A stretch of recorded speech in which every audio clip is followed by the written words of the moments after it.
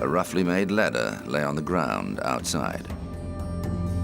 Retired school teacher John Condon offered his services as a go-between and was able to strike up communication with the kidnappers through classified advertisements in the Bronx Home News. A sleeping suit sent through the mail convinced the Lindberghs that the contact was legitimate. On April the 2nd, after receiving an anonymous phone call, Condon delivered a ransom of $50,000 in new bills and $20,000 in soon-to-expire gold currency to a man who handed him a note claiming the boy was being held on a boat at Martha's Vineyard. But when Lindbergh went to the marina, there was no sign of his child. In desperation, he flew a low pass over the boats in the hope of flushing the kidnappers out, but there was no sign, and he realized they'd been duped. A month later, baby Charles' decomposed body was found near the Lindbergh home, escalating the matter to a murder investigation. The New York City Police, Federal Bureau of Investigation, and the state police combined forces to track down the perpetrators. On September the 15th, 1934, they had a breakthrough. A suspicious gas station attendant noted down the license number of the car driven by a man who'd paid with one of the ransom gold certificates.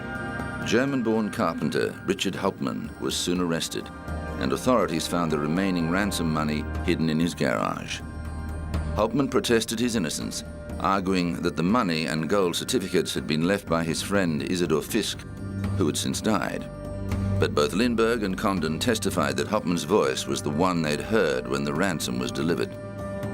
And the discovery of a notebook with construction plans for a similar ladder to the one found at the scene of the crime, and forensic evidence that the wood for the ladder came from Hauptmann's house, helped seal his fate.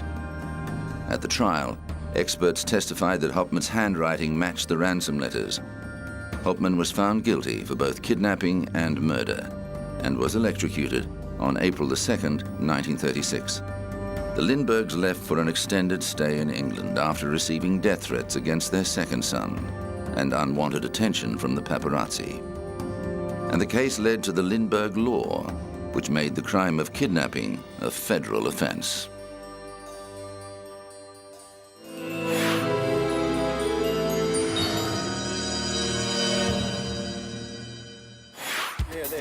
In the 80s, he was a chart-topping superstar, selling millions of albums around the world.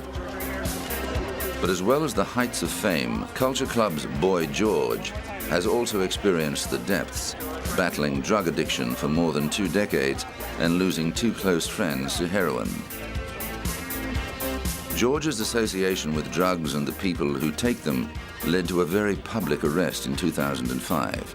He was charged with cocaine possession after police found 13 bags of the drug in his New York apartment when they responded to a burglary report. The case was heard in Manhattan Criminal Court in March 2006, and the singer, who was born George O'Dowd, pleaded guilty to falsely reporting a burglary. He was sentenced to 5 days of community service and fined $1,000. The judge dropped the drugs charges, which could have meant a prison sentence of up to 5 years, but ordered George to attend drug rehabilitation. The singer maintained the drugs did not belong to him, but had been left behind after a party. His lawyer said George was looking forward to putting the incident behind him and getting on with his career. He was relieved. I'm relieved. His manager, Jeremy Pierce, who's here, is relieved. I think there was a cloud over George's head while this case was pending, and now he's free to get on with his life, and he feels very much relieved. George's manager said a criminal conviction would not affect the British-born singer's U.S. residency. He's free to come back and work here now. He's very, very popular in America, as he is everywhere, as a DJ, and he'll come back and do more of that for sure. And we hope he'll come back and play concerts in due course as well. But only a couple of months later, George was back in court, being threatened with jail for not carrying out his community service sentence. Criminal court judge Anthony Ferrara gave George 2 months to complete the 5 days of community service. Defense lawyer Louis Freeman had argued in court that the singer was hoping to avoid the humiliation of dragging a rake around a city park and wanted to work with an AIDS charity. But the judge appeared angry and insisted that George would be treated the same as any other offender, He told him it was up to the singer to make his community service an exercise in humiliation or an exercise in humility, adding that if Boy George did not complete his community service, he would be jailed. George duly appeared on the streets of New York and completed the sentence, his actions recorded by a big posse of media. In 1995, George recounted his drug-induced fall from grace and how he had finally kicked his heroin habit in the autobiography Take It Like a Man. Later, he made a new career as a disc jockey and record producer. The second volume of George's memoirs, Straight, spent 6 weeks on the bestsellers list in 2007. He continues to tour and perform as a solo artist around the world.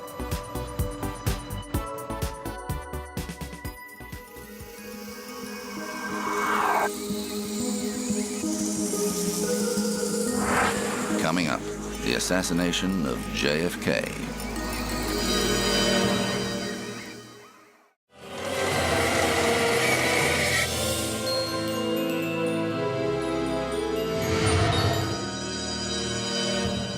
When an assassin's bullets ended the life of popular young President John F. Kennedy, the world was saddened and bewildered by the incomprehensible crime. In November 1963, Kennedy was in the prime of his life. Public admiration of the charismatic young family reached such proportions that the White House became known as Camelot, after the popular musical about the life of the mythical King Arthur and the Knights of the Round Table. His presidency had seen controversy, with a botched invasion of Cuba, the world on the brink of nuclear war during a missile crisis, and an escalating military commitment in Vietnam. But Kennedy was also using his considerable popularity to forge ahead on civil rights and push for a nuclear test ban treaty. Kennedy was a doting father to his children Caroline and John, but 1963 brought heartache for him and his wife Jacqueline, with the death of their newborn son Patrick in August. Behind the facade of the happy family, the Kennedys were grieving deeply for the loss of their little boy. On the 22nd of November, the President and First Lady traveled to Dallas, Texas, to gather support for Kennedy's re-election in a state that had only backed his initial bid by a small margin. In a 1961 Lincoln Continental, the couple was part of a motorcade that drove through Dealey Plaza on its way to the Dallas Trade Mart. Despite a recent security scare involving America's ambassador to the United Nations, the Secret Service told Dallas police not to assign their usual armed posse of homicide police to the rear of the motorcade. At about 12:30 p.m., shots were fired from a nearby book depository, hitting Kennedy in the upper back and head, fatally wounding him and injuring the governor of Texas. Less than half an hour later, the president was declared dead. A doctor in the emergency room at Parkland Hospital later told an official commission that the president was so severely wounded there was never any hope of saving him. A priest administered the last rites, but the president was already dead. Kennedy's death plunged the United States into mourning. The world was paralyzed with shock. Less than 1,000 days into his presidency, America's youthful hope for the future was lying in a coffin, and the era of Camelot was at an end. The country's 3 major television channels suspended their regular programming to bring round-the-clock updates of the biggest news story in history. The United Nations General Assembly joined in a minute of silent tribute to the man who had fought so hard for the ideals of international cooperation. For a short moment, Cold War hostilities were suspended as East and West united in sorrow. Jackie Kennedy accompanied her husband's body on the flight home, still clothed in the same blood-stained raspberry-colored dress she had been wearing when her husband was murdered next to her. She bravely stood beside Vice President Lyndon B. Johnson as he was sworn in as the 36th President of the United States in an unorthodox ceremony on Air Force One. The aircraft touched down at Andrews Air Force Base, and the President's body was rushed to Bethesda Naval Hospital for an autopsy. Doctors concluded that Kennedy had been struck by 2 bullets, and that the second bullet, which had hit his head, had been fatal. However, this testimony was not enough to prevent controversy. Possible inconsistencies in the angles of the bullets that penetrated Kennedy and the governor, and the evidence that there might have been more than 3 gunshots, have led to many conspiracy theories about the assassination.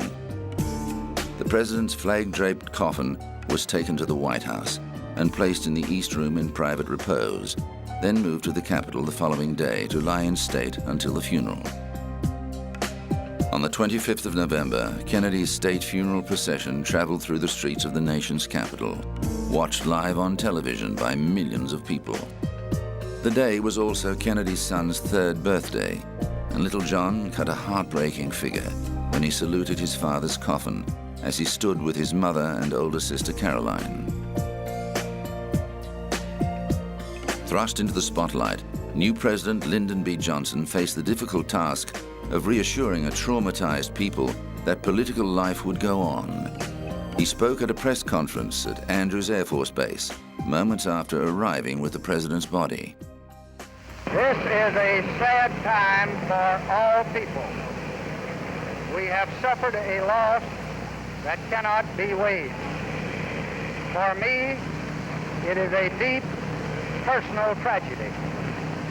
I know that the world shares the sorrow that Mrs. Kennedy and her family bear. I will do my best. That is all I can do. I ask for your help and God. A massive manhunt was launched to find the assassin who'd been glimpsed in the 6th floor window of the book depository. Less than 2 hours later, a police officer was shot and killed. When the suspect was apprehended, officials realized he fitted the assassin's description. Their suspicions increased when they discovered that he was the only employee of the book depository who was unaccounted for. Lee Harvey Oswald was a 24-year-old malcontent whose short but colorful life had included a stint in the Marine Corps, where he learned marksmanship, and a short-lived defection to the Soviet Union.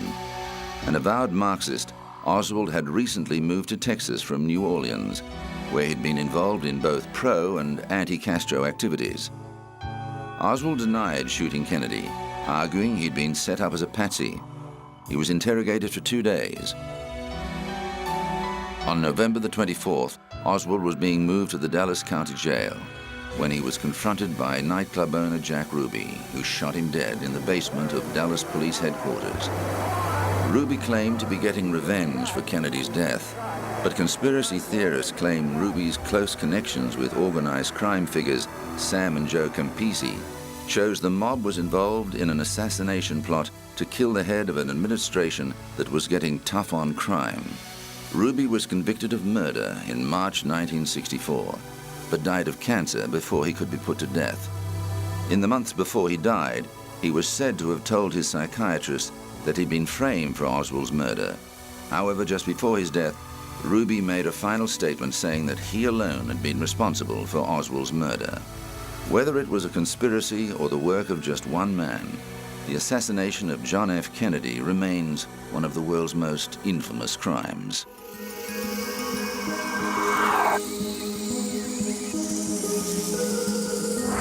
Coming up, did Lizzie Borden murder her parents?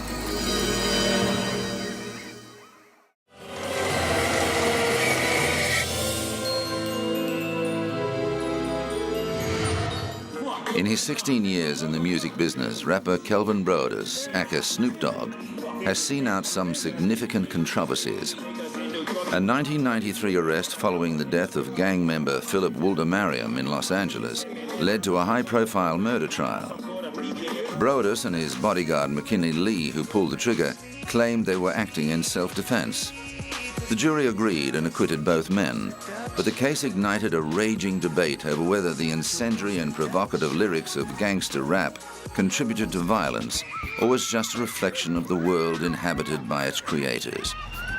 In 2005, Brodus hit the headlines again, this time accused of raping 36-year-old makeup assistant Kylie Bell. But just before the case was made public, the rapper went on the offensive, suing her for extortion. Both lawsuits were eventually dropped. But the law wasn't finished with the troubled rapper, who was back in court in 2007, pleading no contest to felony gun and drug charges. His attorney argued Brodus needed the marijuana for health reasons. Snoop does have a valid medical marijuana certificate and in no way intends to violate the parameters of the health and safety code in this regard.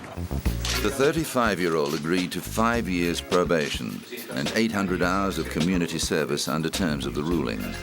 The court also banned Brodus from having any gang members in his entourage and ordered him to provide a DNA sample. With a no-contest plea, Brodus avoided a conviction and what could have been up to 4 years in prison, and he was given a strong incentive to stay on the straight and narrow.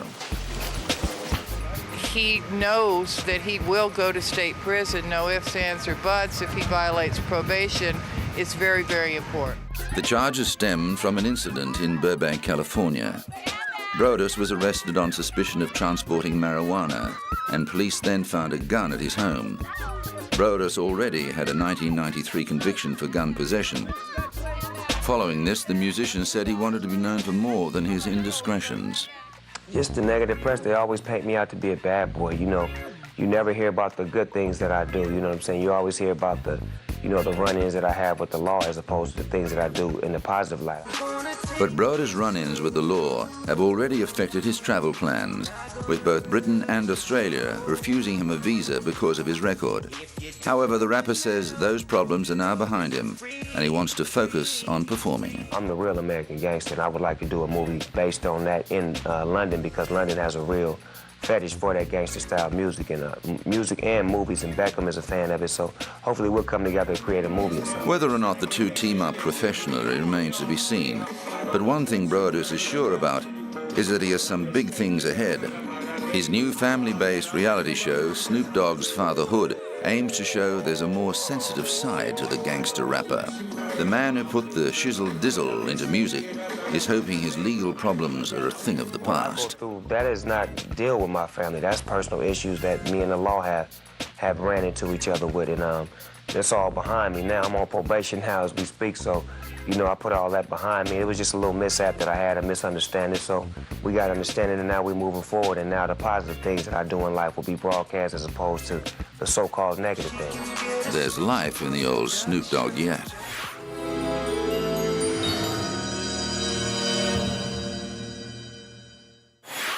Since the September 11 terrorist attacks, there's been a rising fear that the United States could be the target of a biological or chemical assault.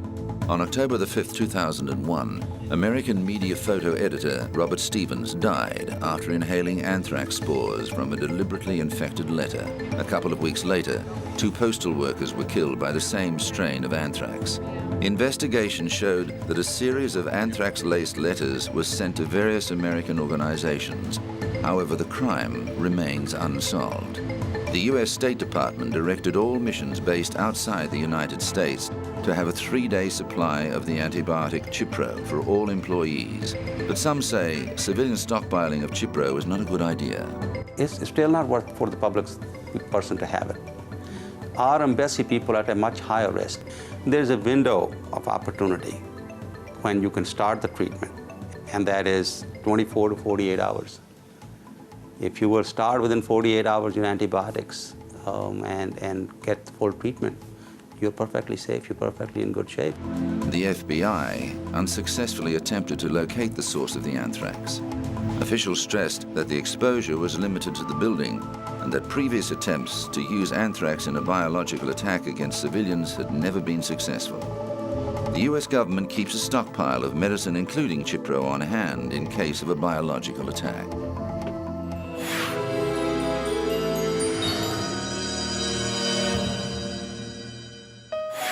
Lizzie Borden took an axe, gave her mother 40 whacks. When she saw what she had done, she gave her father 41. For more than a century, the story behind this schoolyard ditty has intrigued America. Did Lizzie Borden really murder her father and stepmother in cold blood? Or did somebody else commit the gruesome murder? August the 4th, 1892 started like any day in the quiet New England town of Fall River. But late that morning, Irish maid Bridget Sullivan was startled to hear the 32-year-old daughter of the house call out to her that someone had murdered her father. Lizzie said she found Andrew Borden slumped on the sitting room sofa. When the doctor arrived, he discovered that the head wounds were so severe, one of Andrew's eyes was severed. The body of Lizzie's stepmother, Abby, was found upstairs in the guest room. She'd also been bludgeoned to death in a frenzied attack. It didn't take long for police to finger Lizzie as a suspect. She'd had opportunity, and with evidence coming out that her father planned to change his will to make his second wife the main beneficiary, she had motive. The problem was there didn't appear to be any blood on her clothing. Police found a hatchet in the cellar, which they assumed to be the murder weapon, but it was too clean.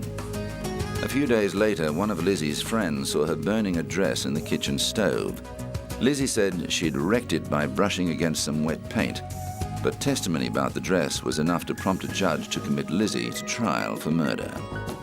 When the case was heard later that year, the prosecution attempted to tie together circumstantial evidence to connect Lizzie to the crime, but with no conclusive proof, the jury took just an hour to acquit her of all charges.